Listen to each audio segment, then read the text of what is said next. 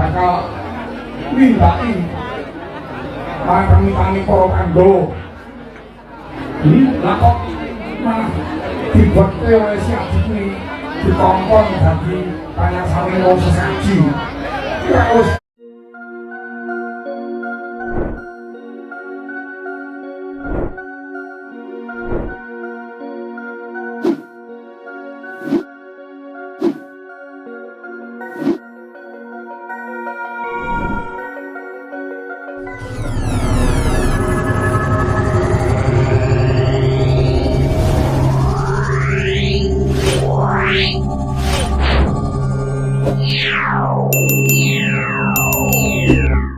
Mardika mawon.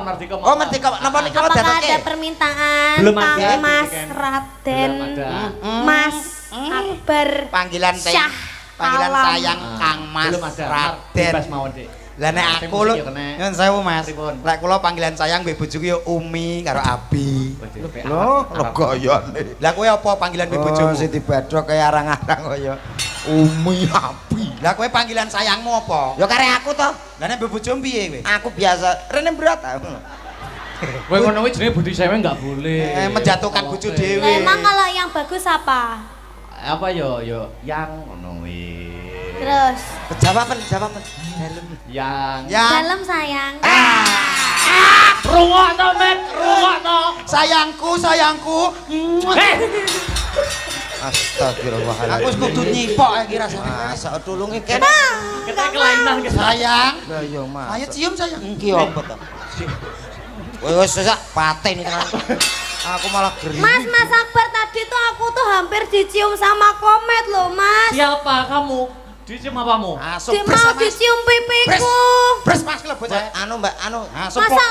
Masa aku dipegang tanganku gini-gini terus aku mau dicium gitu. Dicium-cium gini. Heeh. Loh, Mas sama dede ngene. Apa? Cengki kowe Mas. Sampe mau dipiye, Dek? Dicium-cium gini. Gini. Heeh, cium Alah kono gitu. dhewe ngedek kae kok.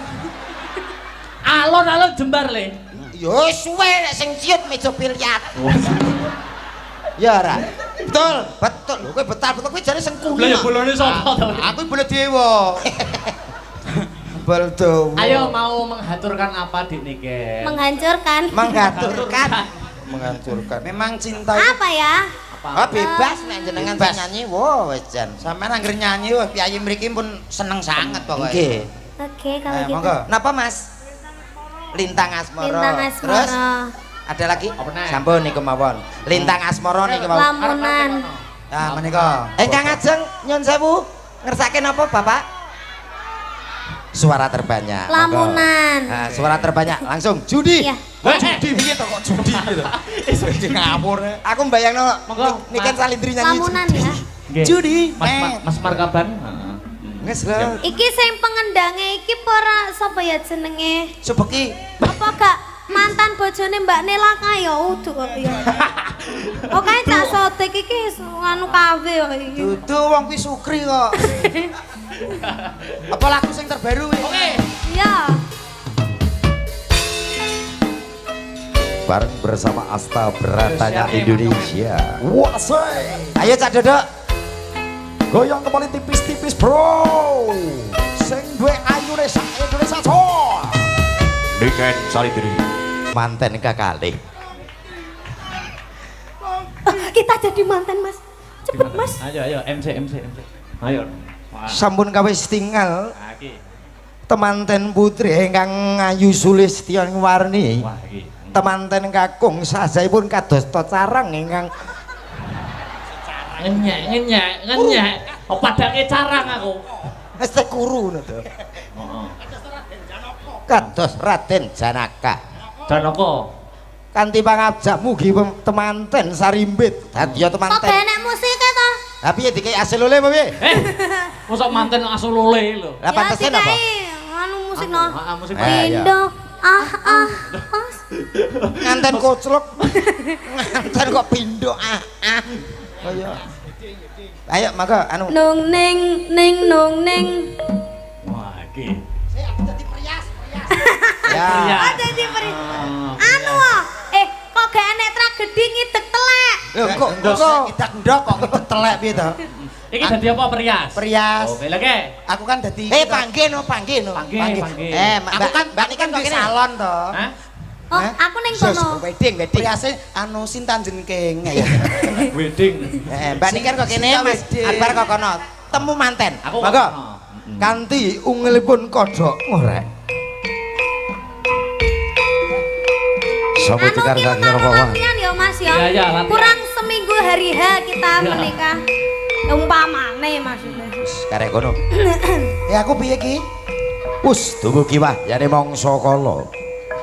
Dumawahing kodrat pingundi wahyine ilahi. Ngantem beras kuning aja sampai kalah. Iya. Gua ndak kalah karo wong wedok. Saya caket lampahipun temanten sarimbi. Hage badhe nglampahi panggihipun Sri penganten. Ini gemplang apa Mas? Ini gemplang apa? Temanten kakung. Beras, Ndok- beras. Ngantem beras kuning. Mantep beras kuning. Temanten kakung ndodok sungkem marang temanten putri. Wale sing sungkem ki wedok. Ora. Sungkeme sing wedok. Manut apa ora aku ndobel lho iki. Iki piye manut apa ora? Manut mawon. Anu iki ning nganten modern. Manten kucluk. Lho iya ngono dadi sing lanang sing Iki mau wis sawat-sawatan urung ta? burung. Urung sawat-sawatan Kok sawat gendeng. Lho kok sawat gendeng yo. Terus iki piye manut kowe? Temanten putri syukuripun dipun wijiki kaliyan temanten kakung. Urung ngidak kok iso dijiki iki. Sasampunipun nglampahi pidaan Heeh. tigan. Anu ndok idake nduk. Lho Idake. Ndoke didaki piye to? Ndok idake. Tes. Mosok ora tau ngerti nganten. Kok ngaleh? Lah dereng idak ndok. Oh iya sampean dalang kok ya Mas. Heeh. Lungguh Mas tak genteni. Kok malah galak? Malah iki no mantanku malian. Ora apa-apa lemu ki penak ra sambut kono kasur nglegar Temanten turun. Kamu gak mau jadi mantan mbak aku to Mas? Loh, iki piye posisine? Tak wakili ya. Oh, wakili ya. Oh, mudah Teman- cocokan ora. Tok men dadi akbar. Iya, iya. Muga-muga seterusé ya. Ya. Terus Temanten kakung sampun kawis tinggal melarat. Mboten gadah napa-napa. ki mantene do mripate pite iki? Temanten sami simpangan. Kawis tinggal kados dam trek. Gak petuk, gak Kok petuk. iso gak petuk? Kudune piye? Petuk. Petuk.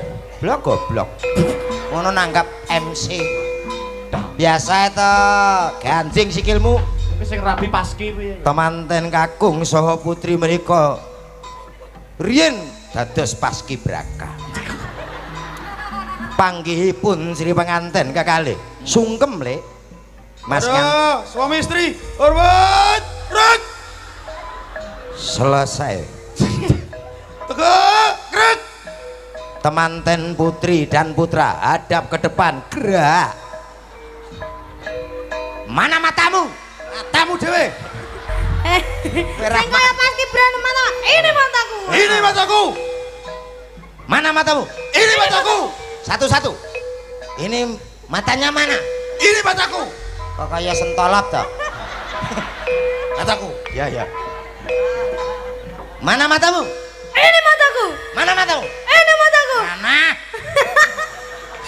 Golek kesempatan MC ayo gragas. Lah aku anggitku ora bendino. Iki lho sapan malam pertamane kok. Malam pertama siapa? Malam pertama tak genteni aku. Piye to ki manten gota gede bareng penake kono iki. Kok kowe gak kuat? Oh, Ah. kene wis nganggo jamu tetes kok. Ayo bare mumpung urung ya. Iki lho musik ijek kok. Ora. Siget sawetawis menika wancinipun temanten Lungguh kursi. nggih. Kursi, dadi wonten kursi, ing dadi kursi. Kursi. Kursi dampar kencana kene kursi. Gampare manten, kursine manten. Wah, borongan piro to ya. Lah ngono. Lah, ngono jadi profesional. Nah. Iki jenenge romantis totalitas Ayo. maksimal iku kuwi. Hei. Kok kursi kurang ajar. Hei, kursi. Kamu kenapa? Jungkal. Alah. Eh, Kok tak rokok rono tang. Anu ngadeg dhewe, Nduk, ben aman. Wis ya, bar ya mantan. Wis bar ya, Pak. Duduk Dek kan. Iya. Wis mantan iki mantan cara adat di iki monggo. Alah niki tok-tokan mboten tenan. Kok Iya. ngoten kok nesu-nesu mboten apa. Tapi mau tenan gelem ndi? Gelem ta? Lah yo games kok. Sapi ya kok ya. Yo, nanjakne sindhen. Salat Sinten? sinten Mas? Tak golekke sing sak babak sak musuh. Mbak Denko. Mbak. Yo. Oke. Kemenang sempat aja. Kita sambut Denko.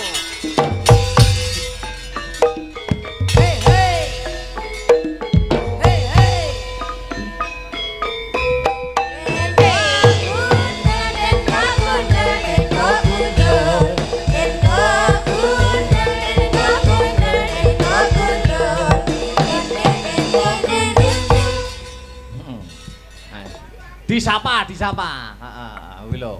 Iki tak golekne musuh neh, heeh.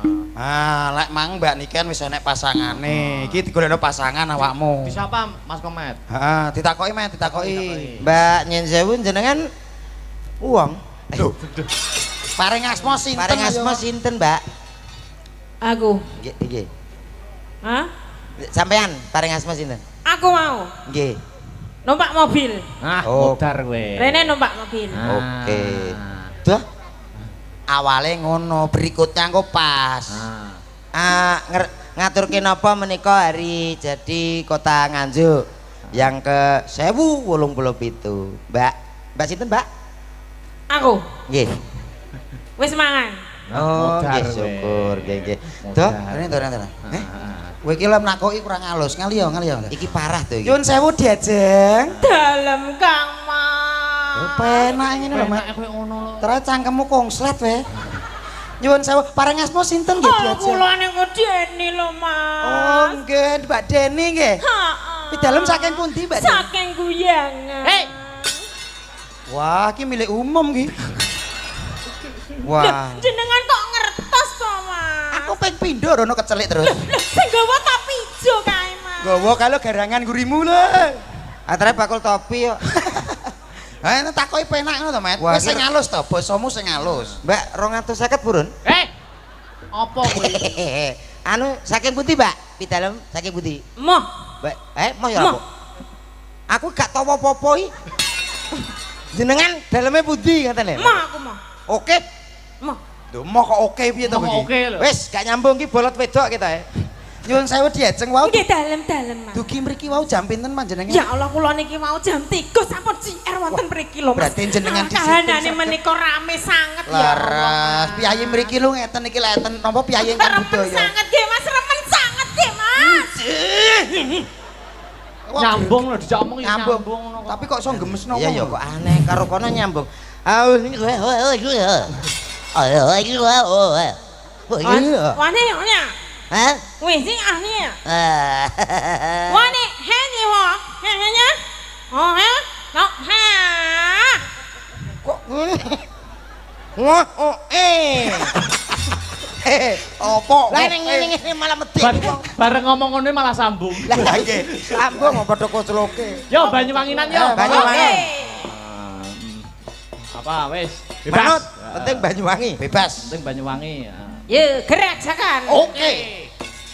Nah. Lah Mbak Yu sing nyanyi keras niki mesti. Oh, keras. Keras. Sudah siap? Oh, sudah. Ya, go sudah siap?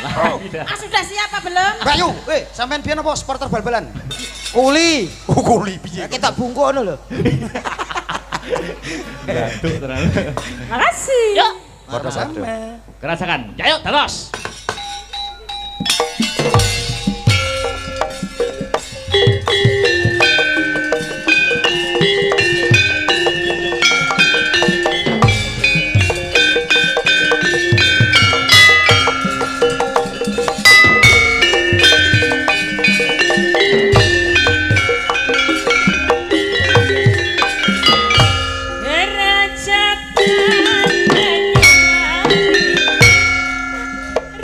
Tarik.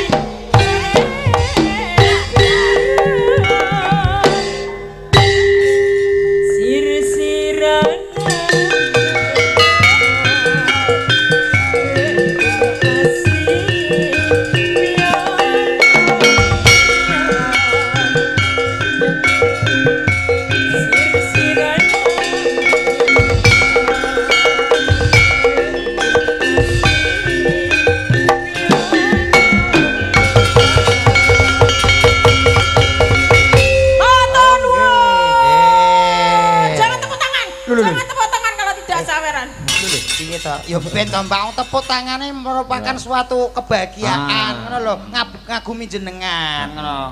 Iki kok malah menggini jane. Mas Komet Mas Dodok iki kok ono titipan ya kuwi selain hari Jadi Nganjuk. Nggih. Wingi uga memperingati Hari Bumi dan Hari Air. Oh, Hari Bumi dan Dinas PUPR. Oh, nggih. Wis rencana para-para pejabat para nayakaning praja nek ing Kabupaten Nganjuk akan menanam tumbuhan tanaman di Semantok. Menjaga kelestarian bumi kita. Leres. Lek bumine ijo insyaallah napa menika air juga nanti melimpah ruah nggih Pak. Soalnya sebagai resapan air kan tumbuhan. Selain itu juga sebagai paru-parunya dunia. Leres. Mas Komet Mas Dodok ndonga napa di hari jadi Kabupaten Nganjuk niki monggo. Inggih, mugi-mugi di hari jadi Kabupaten Nganjuk menika Nganjuk tansah maju, Nganjuk tansah berjaya, tansah kuncoro, saged sinergi antara atasan dan juga bawahan, pimpin pemerintahannya selalu amanah untuk rakyat. Amin. Mas Komet? Nggih sami. Dulu kok kayak duwe omongan belas. Nggih, pokoke mugi-mugi masyarakatipun ayem tentrem kathah rezeki lak nggih ngoten. Nggih. Aku tak nutuk relakan ya. Nggih. Kalau kita ketemu lagi. Nggih, siap. Yo, cawe sesaji Brojo Denta Brojo Musri tutukne lakone. Wayang. Yuk, ya.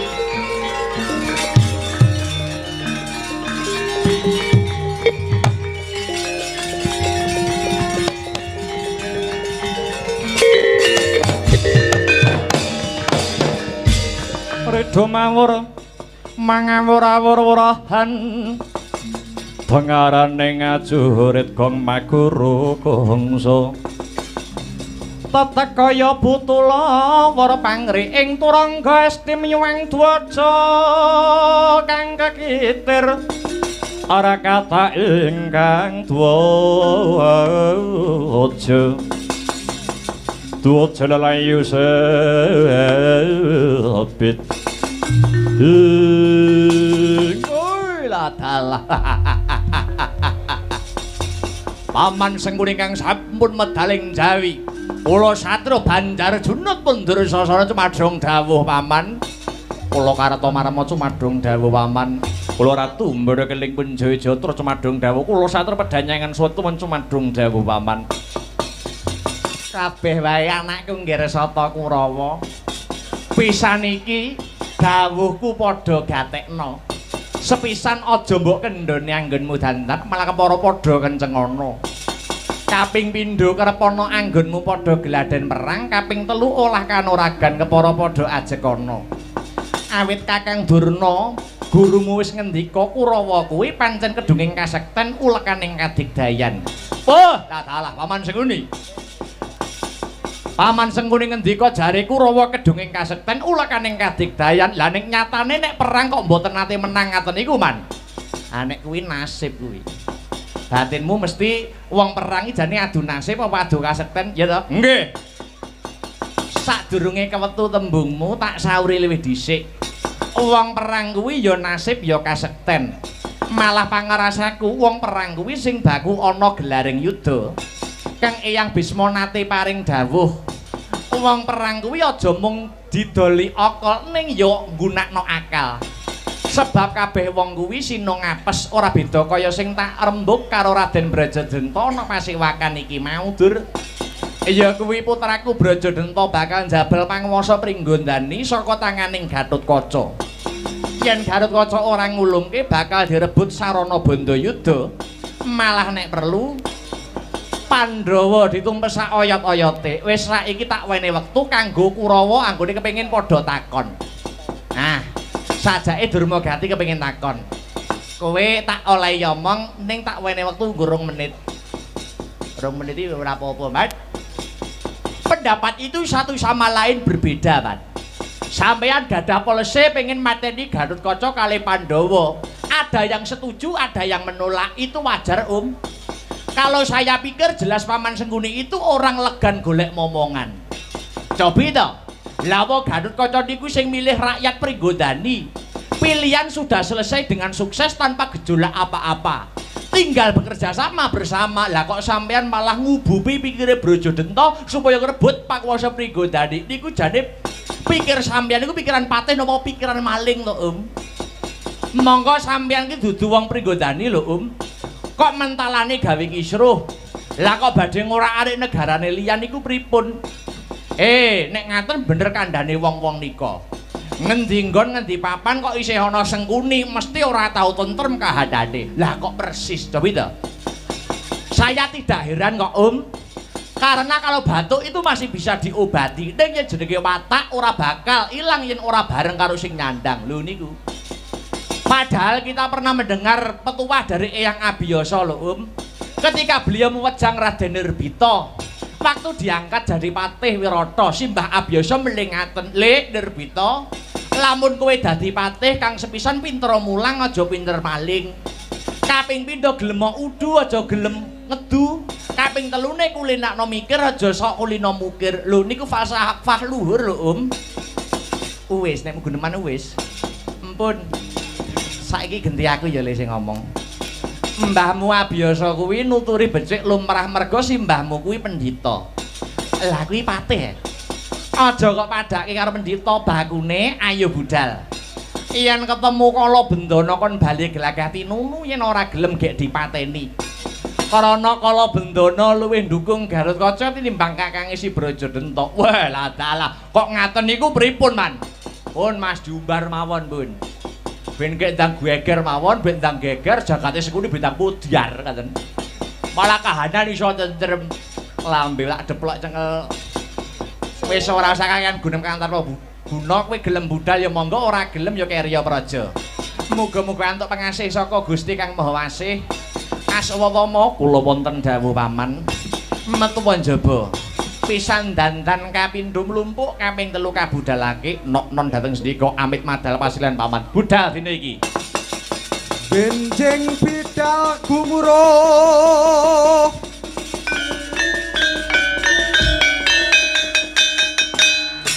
saking paseban Jawi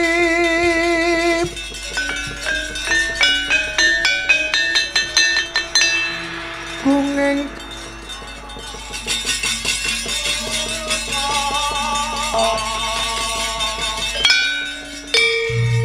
Obro busananira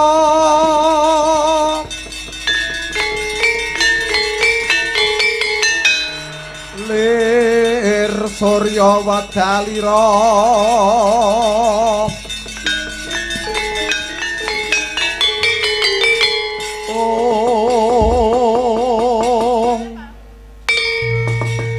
harsa madangi jagat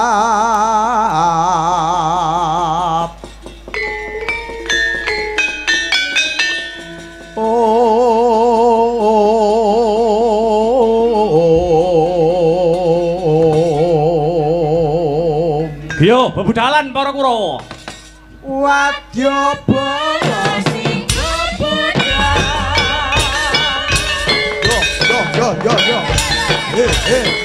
Yo. Yo.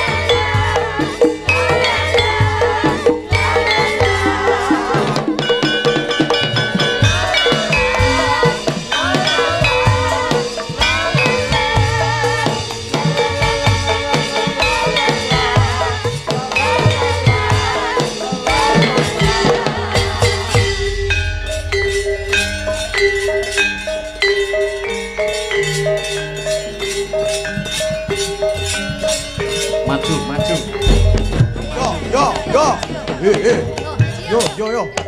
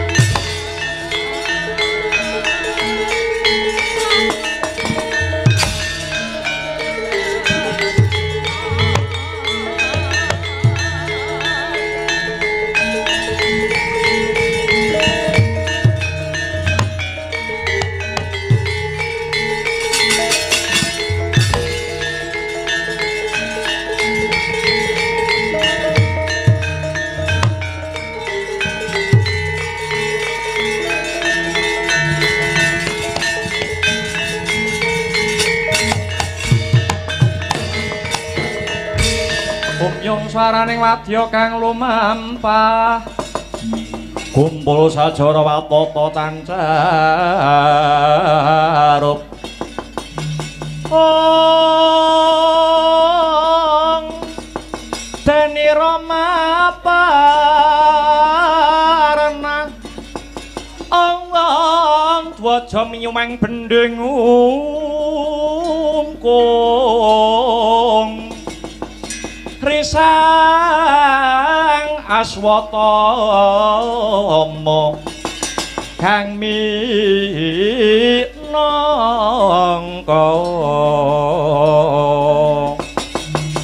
cucuk ing prawadya bala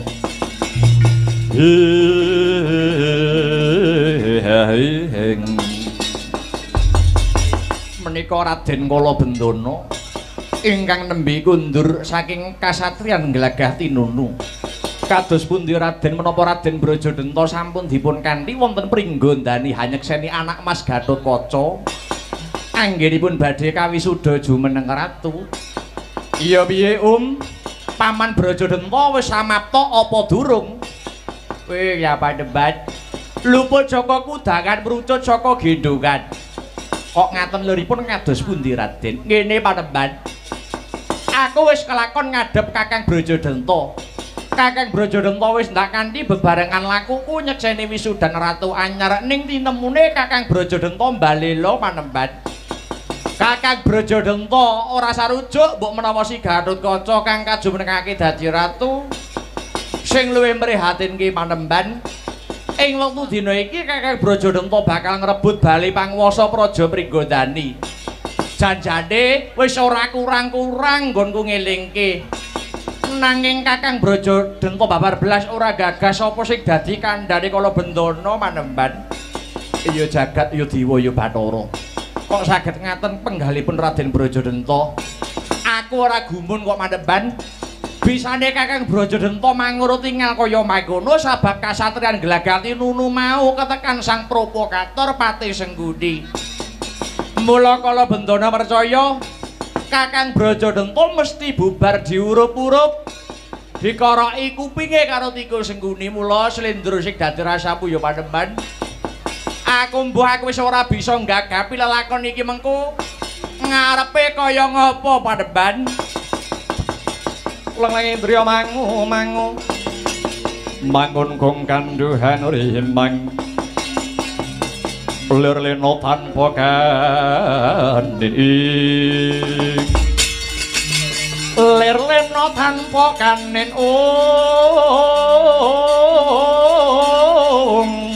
yen tambuluso yen tambuluso mengko sang dia upomo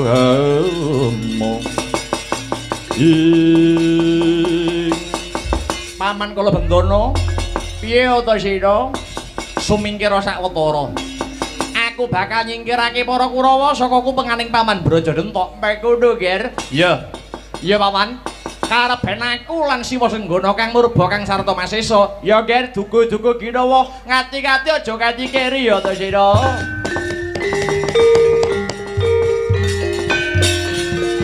Handhet Lenggayung gegono risang Rama Daya mati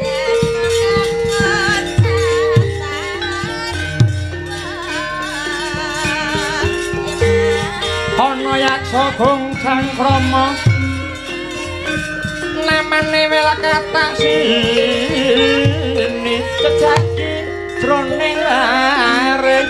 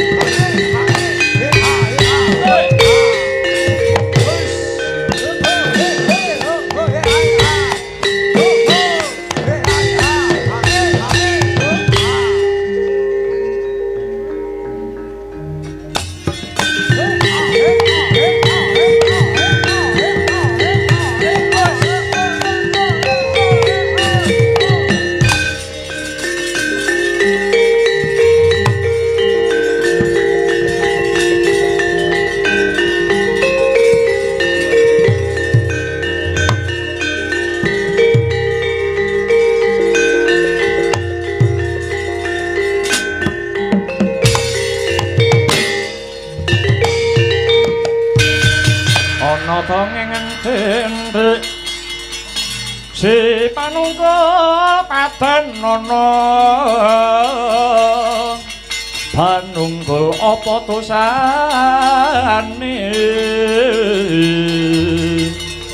dosa ngungkul sasama aja tindak walat lah iya bener kandhamu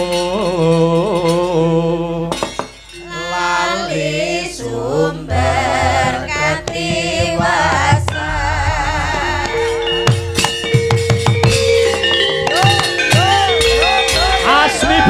Asmiber panonku pating kalebyur urung sanggonku ngiyat dalem wanara putih wanaka kursika seta utawa kethek kulise putih ora panglingan oman kuwi Karata Marmaya tenanangan mripat munggo barisan segelar sepapan tumbak banyarang aku jat yang ngaran payu megar ke jamur barat sing golek arep golek apa golek buron laronku ora ana kidang menjangan kang liwat ana kene tutup bangsane kewan lah banjur kala bendara ndi menungsani aku goleki kala bendara sing dadi buron laroning Karata Marma yen wis ketemu kon nyembah lawak tugele gulune apa dosa kang sarta kaluputan ning kala bandana kala bendara tulisan digendong selupute dindit wani bebela karo Gatotkaca sing ora duwe hak wewenang praja Pringgondani sing dadi ratu kudu